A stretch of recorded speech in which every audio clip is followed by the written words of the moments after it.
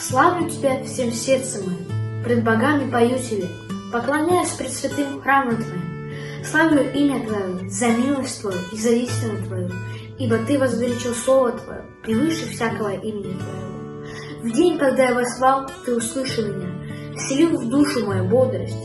Да прославят Тебя, Господи, все цари земные, когда услышат слова уст Твоих. И воспоют пути Господни, ибо велика слава Господня.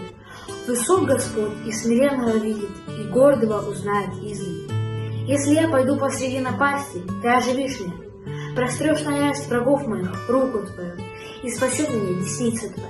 Господь совершится меня, милость Твоя, Господи, вовек, дело рук Твоих не оставляй.